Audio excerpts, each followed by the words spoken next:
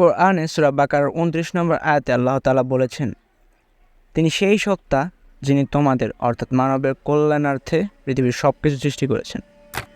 যেহেতু কোরআন আমাদের এই কথা বলে, আর যে কোরআন দুনিয়ার কেউ লেখেনি, যেই কোরআন সমস্ত জ্ঞানের অধিকারী অর্থাৎ আল্লাহ তাআলার বাণী, তাহলে এই আয়াতে সন্দেহ করার মতো সাহস এবং ক্ষমতা কারোর হাতেই নেই। এই কোরআন সত্য এবং ১০০% সত্য। আমরা যেহেতু কোরআনে বিশ্বাস করি, তাই আমরা বিশ্বাস করি যে হ্যাঁ, ইউনিভার্সের সব কিছুই মানুষ অর্থাৎ আমাদের কল্যাণেই তৈরি করা।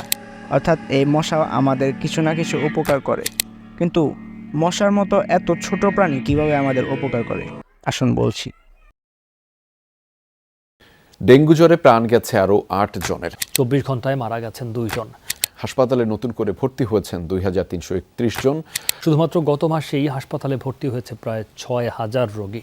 চলতি মাস ও সামনের দিনগুলোতে পরিস্থিতির আরও অবনতি হওয়ার আশঙ্কা করছে স্বাস্থ্য অধিদপ্তর। আমরা মশাকে ছোটবেলা থেকে ভিলেন রূপে চিনি। আমরা ছোটবেলা থেকেই শুনে আসছি যে মশার কামড়ে ডেঙ্গু জ্বর হয়ে মানুষের মৃত্যু, কিংবা মশার কামড়ের কারণে বিভিন্ন রোগে আক্রান্ত হয়ে মানুষের মৃত্যু কিংবা অসুস্থ হয়ে পড়া। ব্যাপারগুলো যে মিথ্যে তাও না।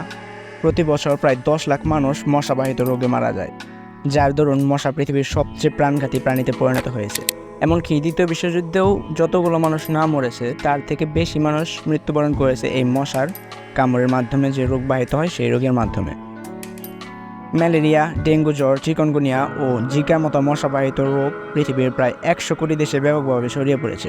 কিন্তু এর মাঝে আমরা উপকার কোথায় খুঁজে পাই? আছে। আল্লাহ তাআলা কোনো কিছুই মানুষের অকল্যাণের জন্য তৈরি করেনি। হয়তো মশার সব উপকার সম্পর্কে মানুষ জানেই না, আল্লাহ তাআলা ভালো জানেন। তবে কিছু উপকার তো আমাদের চোখের সামনেই। পৃথিবীতে অনেক প্রজাতির মশা রয়েছে, যার মধ্যে প্রায় ৩,৪০০ প্রজাতির মশা কোনো ক্ষতিই করে না। কিছু প্রজাতির মশা মানুষকে কামড়ায়, তাও আবার শুধু নারী মশা। মানুষের রক্তের মাধ্যমে তারা প্রজনন সম্পন্ন করে। আমরা ক্লাস 5-এর বিজ্ঞান বই থেকেই খাদ্য শৃঙ্খল বা খাদ্য শিকলের সাথে পরিচিত। আমরা জানি একটা প্রাণী কিভাবে অন্য একটি প্রাণীর খাদ্যে পরিণত হয়ে সেই প্রাণীর জীবন ধারণে সহায়তা করে। কিছু মাকড়সা, টিকটিকি, গিরগিটি, ব্যাঙ এদের মুখ্য খাদ্য হচ্ছে মশা। এছাড়া মশার ডিম মাছেরা খাবার হিসেবে গ্রহণ করে, তাই মাছের খাদ্য চাহিদা মেটাতেও বিশেষ ভূমিকা রাখে এই মশা। যখন মশা উড়ন্ত অবস্থায় থাকে, তখন ড্রাগন ফ্লাই, ছোট ছোট পাখি ও কীটপতঙ্গ মশাকে খেয়ে জীবন ধারণ করে। হঠাৎ যদি মশার অস্তিত্ব বিলুপ্ত হয়ে যায়, তবে এসব প্রাণীর খাদ্য ভাণ্ডারে পড়বে ব্যাপক প্রভাব, যার ফলে খাদ্য শিকলে এক বিরাট পরিবর্তন দেখা দেবে, যার ফল আস্তে আস্তে মানুষকেও ভোগ করতে হবে। এছাড়া খাদ্য শিকল থেকে একটি প্রাণীর একদম এলিমিনেট হয়ে যাওয়া কতটা ভয়ঙ্কর হবে তা হয়তো আমরা কল্পনাও করতে পারতেছি না। এছাড়া পরাগায়নের অনেকটা অংশ এই মশার কারণে সম্পন্ন হয়। কাল যদি এই মশা না থাকে, তবে হয়তো গাছে ফুল ফলেরও অভাব দেখা দিবে। অর্থাৎ মশা হারিয়ে যাওয়া মানে গাছগাছালির উপর ইফেক্ট পড়া, যে গাছগাছালির উপর আমরা প্রত্যক্ষভাবে নির্ভরশীল। এভাবে মানুষ মশার কাছ থেকে প্রত্যক্ষভাবে না হলেও পরোক্ষভাবে বিভিন্ন উপকারিতা গ্রহণ করে।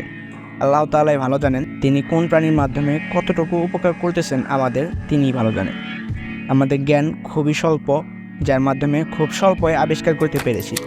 প্রাথমিকভাবে আপনার মনে বিভিন্ন প্রশ্ন আসলেও একটু গভীরভাবে ভাবলেই বোঝা যায় আল্লাহ তাআলার সৃষ্টি সব কিছু মানুষের জন্যই। ধন্যবাদ।